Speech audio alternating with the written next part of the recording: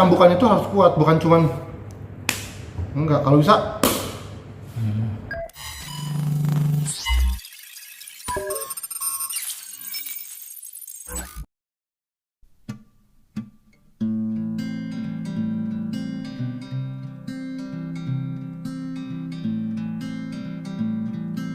Assalamualaikum. Waalaikumsalam.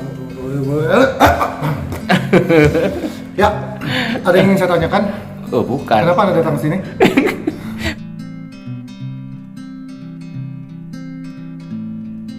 Nama saya Rudi Ahong Gunawan. Rudi Gunawan dulu, panggilannya Ahong. Kenapa panggilnya Ahong? Dulu saya anak yang tukang bohong. Anak tukang bohong? Iya. Jadi panggilan dari temen-temen. Iya, dulu rajin untuk berbohong. Bukan rajin untuk sembahyang. Bohongnya bohong apa? Enggak lah, bohong segala macam lah. Namanya anak-anak bohong mah wajar. Oh, bercandaan. Nah, kagak bercanda, beneran bohong. Ya gue ngompol, pada saat gue ngompol, gue malah kencingin lemari. Oh. Bilang sama itu hujan. Kan goblok kan sama anak-anak. Oh. Nah, bohong kan? Nah, Di sekolah juga. di sekolah juga sama. Nyontek biasanya nggak nyontek, kan bohong.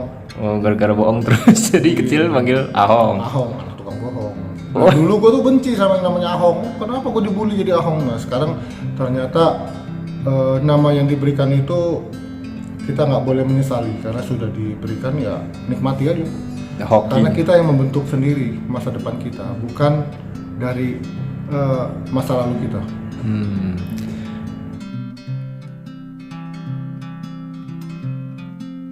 Ya, saya merupakan anak pungut. Itu saya baru tahu setelah saya kuliah. Senakal-nakalnya saya, sebandel-bandelnya saya, masih bandel anak tiri. Saya anak tiri. Oh bukan, saya anak pungut, bukan anak tiri. Nah, jadi saya nggak mengetahui itu, cuman intinya adalah ya mungkin saya merasakan perbedaan yang ada terjadi dalam keluarga saya. Saya kan karena nggak ketahui kan, saya itu seperti apa, perlakuan apa yang dilakukan kan saya nggak tahu. Umur berapa tahun? Kuliah ya, Pas kuliah. pas kuliah baru tahu. Jadi selama itu saya nggak tahu, saya bandel, saya nakal, saya berantem sama orang tua, saya marahin orang tua, mungkin seperti itu ya. Mungkin ada rasa pahit yang kita nggak tahu dari kecil tuh apa kan gitu. Nah, kebandelan, kenakalan kita itu berubah setelah saya mengetahui bahwa oh ternyata saya ini anak pungut. Oh, kok anak pungut masih kurang ajar sama udah yang mungut kita kan gitu. Ya, mulai belajarlah menghormati gitu. Mulai belajar menghargai, karena tanpa mereka tidak ada kita sekarang. Kan gitu. Kok Ahong tahu siapa orang tua kandungnya? Tidak tahu. Sampai sekarang? Sampai sekarang saya tidak tahu orang tua kandung saya siapa.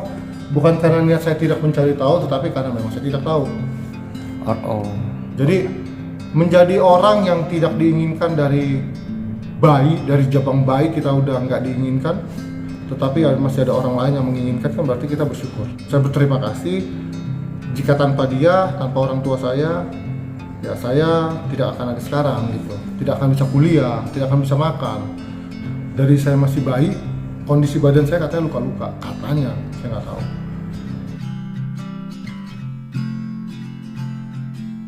Ya, masa kecil, kalau dibilang masa kecil itu pahit ada, senang ada. Cuman yang teringat kan pasti selalu yang pahit.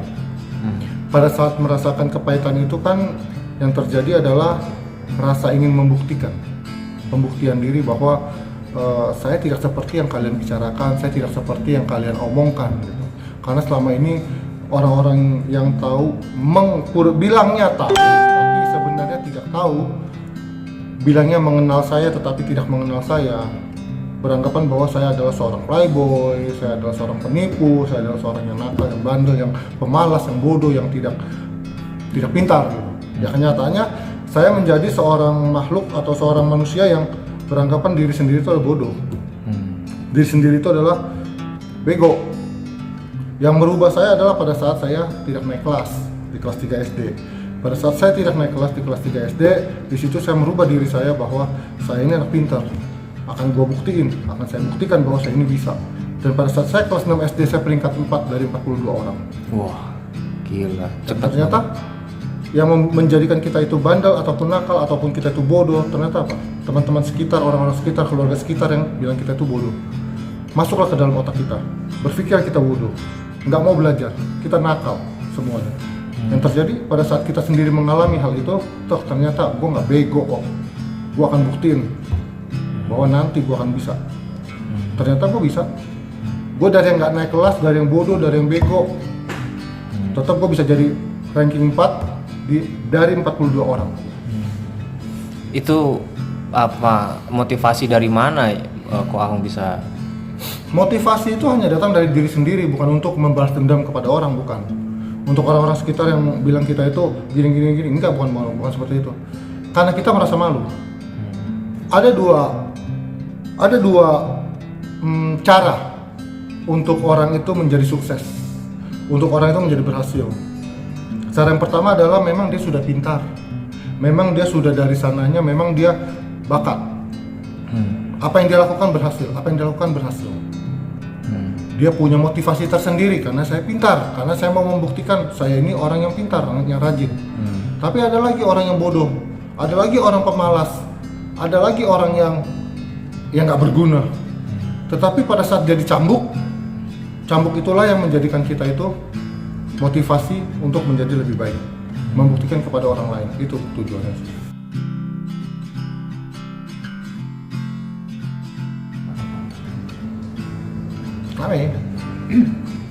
Ya bukan kita hanya ada di jalanan, enggak, tetapi saya sadar bahwa kalau kita tidak jalanin hidup kita dengan rasa syukur, nggak jalanin hidup kita dengan sungguh-sungguh, maksudnya udah tau lu anak pungut, udah tau lu nggak punya apa-apa. Lu kalau lu nggak kerja, kalau lu nggak usaha, kalau lu nggak niat cari duit, lu masih males-malesan, lu mau jadi apa?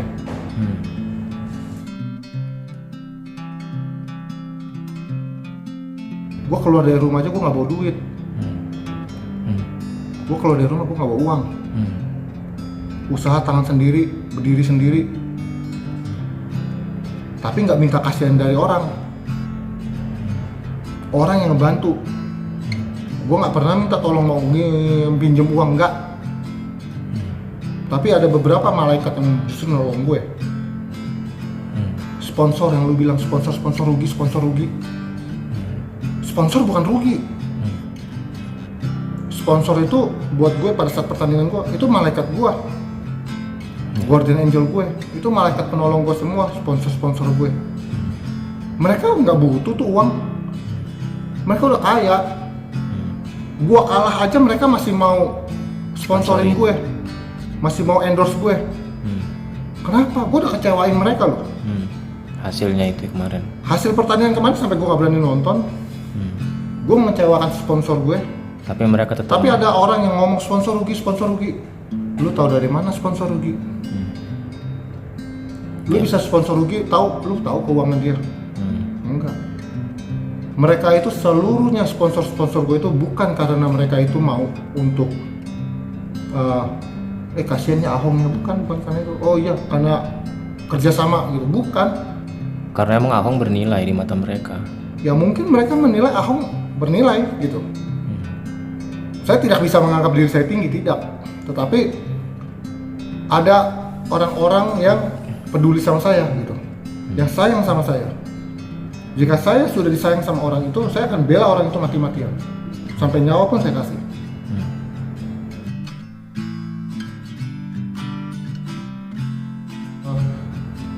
Mungkin kalau kita dibilang menjadi sukses itu, satu, izin Tuhan. Izin Tuhan itu yang paling penting. Yang kedua, nasib lu. Yang ketiga, yaitu niatnya lu, cambukan lu seperti apa? Sekuat apa ya? Sekuat apa cambukan lu? Sampai merendahkan lu, sampai menjatuhkan lu, sampai lu tuh udah seperti kotoran. Kalau lu cuma direndahkan hanya sebatas kalau jatuh itu sampai ke dalam sekali, sampai ke dasar, lu cuma dijatuhkannya hanya sebatas ini, dari segini lu batas segini doang, lu belum sampai sini, lu nggak akan bisa naik. Karena cambukan itu harus kuat, bukan cuman kalau bisa kenceng, mau kenceng sekali ya dicambuk. Karena cambuk itulah yang menjadi semangat kita untuk lebih maju, untuk membuktikan kita itu nggak seperti yang ngomong. Oke. Ada orang lain yang, lu baik ya, lu pinter deh, lu hebat ya, dapat uang banyak ya, boleh bagi nggak? Menjilat orang. Lebih baik jadi tukang urut. Halal ya. Halal daripada lu minta-minta sama orang. Kita nih, jujur, saya punya motivasi cuma satu juga. Kalau lu udah susah, lu jangan susahin orang lain. Cukup. Lu susah, lu miskin, lu jangan miskinin orang. Lu jangan makan kerjaan orang. Lu mau buka usaha, lu jangan nikung orang. Nah, kemarin baca kan dicibir oleh netizen. Terima kasih. Silakan ya cibir saya. Semakin Anda mencibir, semakin saya kuat. Saya kuat karena cibiran Anda. Saya kuat karena kata-kata Anda yang kasar, kata-kata Anda yang kesal sama saya. Saya bisa membuktikan itu nanti.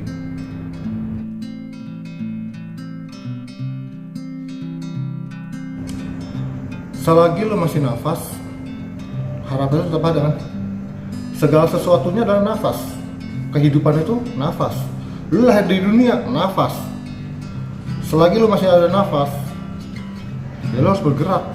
Lu jalanin. Bukan lu lagi masih ada nafas, lu diem aja, minta pertolongan orang. Lu mensyukuri apa yang ada sama lu. Ini jujur, gua ngomong bukan cuma ngomong doang nih, gua udah ngalamin.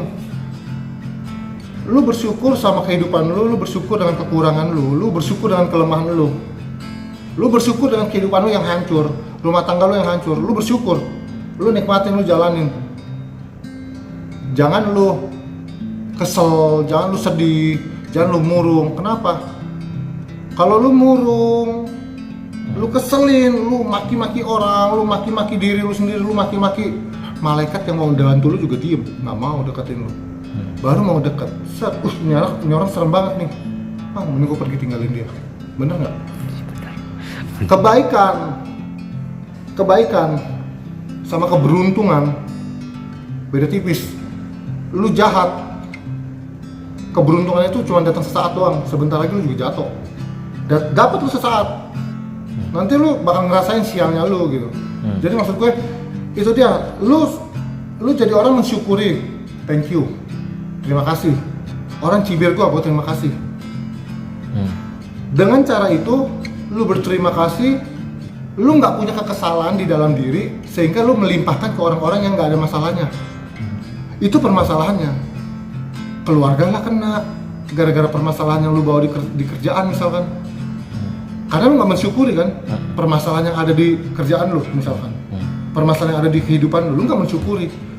Sehingga kesialan itu datang. Kesuksesan nggak akan mendatangi, keberuntungan tidak akan mendatangi, malaikat-malaikat yang mau melindungi lo nggak akan datangin lo. Kenapa? Dia menganggap lu nggak pantas untuk dilindungin. Lalu sehari-hari mencibir orang kok, sehari-hari dengki sama orang kok. Buat apa melindungi orang yang seperti itu? Masih banyak manusia-manusia yang baik, masih banyak manusia-manusia yang kurang beruntung tetapi dia memiliki hati yang baik. Bukan bersandiwara sebagai orang yang baik, tapi memang dia memiliki hati yang baik. Perhatikan, orang yang berhati baik mati cepat. Iya, kenapa ya? Kenapa ya? Tanya sendiri sama Tuhan nanti kalau ketemu. Astagfirullahaladzim. Oke, Ko Ahong, terima kasih Ko Ahong. Mantap.